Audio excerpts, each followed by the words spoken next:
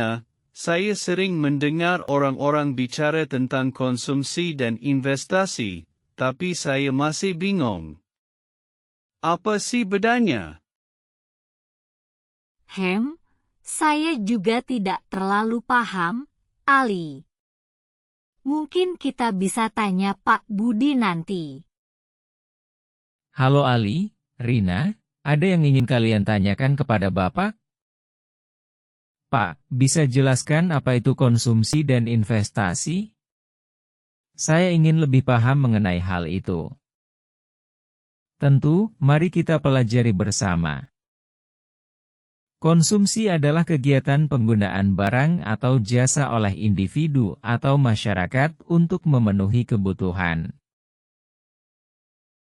Contoh sederhana adalah saat kalian membeli makanan yang nantinya akan dikonsumsi dalam keseharian, atau saat kalian memutuskan untuk membeli barang yang akan digunakan dalam berbagai aktivitas harian, kalian sebenarnya sedang melakukan aktivitas konsumsi. Ini merupakan salah satu bentuk pengeluaran langsung. Jadi, konsumsi itu seperti membeli makanan dan membeli barang, ya Pak? Betul, Ali. Konsumsi adalah salah satu pendorong utama perekonomian. Kalau faktor yang mempengaruhi keputusan konsumsi kita apa, Pak? Ada banyak faktor yang mempengaruhi keputusan konsumsi kita. Pertama-tama, tentu saja pendapatan kita. Pendapatan, ya Pak. Jadi kalau pendapatan saya lebih tinggi, saya bisa membeli lebih banyak barang. Iya, benar. Semakin besar pendapatan seseorang, semakin besar pula kemampuan untuk membeli barang dan jasa. Sebaliknya, kalau pendapatan menurun, misalnya akibat pemutusan hubungan kerja, konsumsi bisa menurun karena orang lebih memilih untuk menghemat. Jadi kalau pendapatan saya naik, saya bisa lebih sering jajan ya Pak. Tepat. Tapi, ada faktor lain yang juga mempengaruhi, yaitu harga barang dan jasa. Misalnya, kalau harga barang naik, kita mungkin akan mengurangi pembelian barang tersebut, karena uang kita tidak lagi cukup untuk membeli sebanyak dulu. Jadi kalau harga barang naik, kita harus lebih hati-hati dalam berbelanja, ya Pak? Betul. Ini yang disebut dengan inflasi. Inflasi adalah kenaikan harga barang dan jasa yang bisa menurunkan daya beli masyarakat.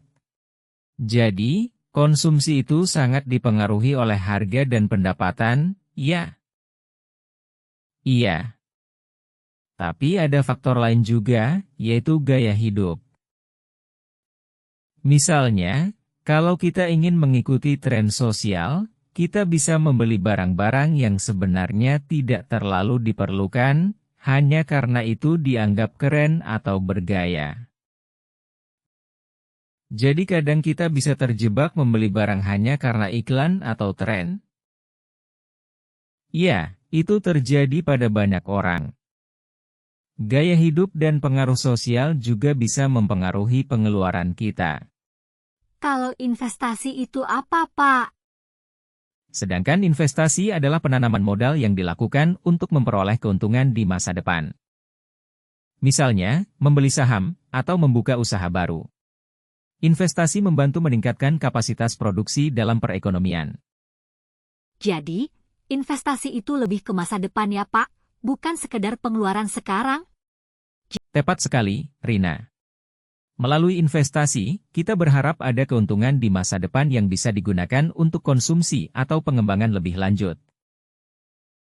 Pak, apa yang mempengaruhi orang untuk berinvestasi? Selain konsumsi, kita juga harus memahami faktor-faktor yang mempengaruhi keputusan investasi. Salah satunya adalah pendapatan. Semakin besar pendapatan seseorang, semakin besar kemungkinan untuk menyisihkan sebagian uangnya untuk investasi. Jadi, kalau kita punya uang lebih, kita bisa berinvestasi, ya Pak? Betul. Tapi ada faktor lain yang tak kalah penting, yaitu kepercayaan terhadap pasar. Orang yang yakin dengan prospek masa depan sebuah perusahaan atau pasar akan lebih cenderung untuk berinvestasi di sana. Jadi kalau saya percaya bahwa sektor teknologi akan berkembang pesat, saya bisa berinvestasi dengan membeli saham perusahaan teknologi? Betul sekali, Dina.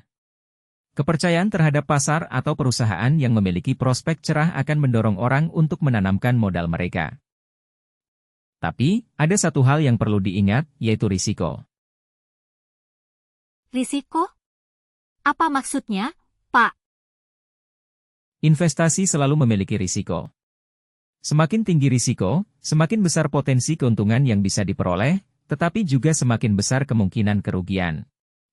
Misalnya, saham teknologi memiliki risiko yang lebih tinggi daripada menabung di bank, tetapi juga bisa memberikan keuntungan yang lebih besar. Jadi, meskipun berpotensi untung besar, investasi juga bisa membuat kita rugi, ya? Benar. Itulah mengapa penting untuk memilih investasi dengan bijak dan sesuai dengan toleransi risiko kita. Saya mau bertanya Pak, mengapa konsumsi dan investasi sangat berhubungan dengan pertumbuhan ekonomi? Konsumsi dan investasi sangat berhubungan dengan pertumbuhan ekonomi. Konsumsi meningkatkan permintaan barang dan jasa, sementara investasi meningkatkan kapasitas produksi. Oh, jadi jika kedua hal ini berjalan seimbang, perekonomian akan tumbuh dengan baik. Betul sekali, Ali. Tetapi jika terlalu banyak konsumsi tanpa diimbangi dengan investasi, atau sebaliknya, pertumbuhan ekonomi bisa terhambat. Pak Budi, bagaimana konsumsi dan investasi ini mempengaruhi perekonomian secara keseluruhan? Konsumsi dan investasi adalah dua pendorong utama pertumbuhan ekonomi. Ketika konsumsi meningkat, permintaan barang dan jasa juga meningkat, yang mendorong perusahaan untuk memproduksi lebih banyak barang. Hal ini bisa menciptakan lebih banyak lapangan pekerjaan dan meningkatkan pendapatan masyarakat. Jadi, jika banyak orang membeli barang dan jasa, ekonomi jadi lebih baik. Betul. Tetapi, investasi juga sangat penting. Ketika orang berinvestasi, mereka menanamkan modal ke dalam usaha-usaha yang dapat meningkatkan kapasitas produksi. Tanpa investasi, meskipun konsumsi tinggi, kapasitas produksi terbatas, dan pertumbuhan ekonomi akan terbendung. Jadi, konsumsi dan investasi harus berjalan seimbang untuk mendukung perekonomian, ya Pak? Tepat sekali, Aldi. Keseimbangan antara konsumsi dan investasi akan menciptakan perekonomian yang stabil dan berkembang. Coba lihat, jika dalam suatu negara ada penurunan pendapatan, maka konsumsi akan menurun. Namun, jika ada penurunan suku bunga, orang cenderung berinvestasi lebih banyak. Keduanya mempengaruhi perekonomian. Jadi, jika kita ingin perekonomian tumbuh, kita harus memastikan konsumsi dan investasi seimbang. Tepat sekali. Pemerintah juga berperan penting dalam mengatur kebijakan fiskal dan moneter untuk menjaga keseimbangan tersebut. Sekarang saya mengerti, Rina. Konsumsi itu untuk memenuhi kebutuhan sekarang, sementara investasi untuk masa depan. Betul, Ali.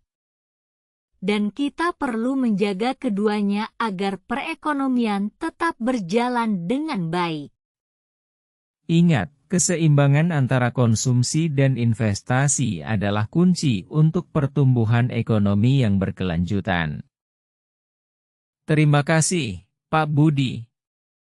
Sekarang saya bisa lebih memahami ekonomi dengan baik. Saya juga. Kami akan berbagi pengetahuan ini dengan teman-teman.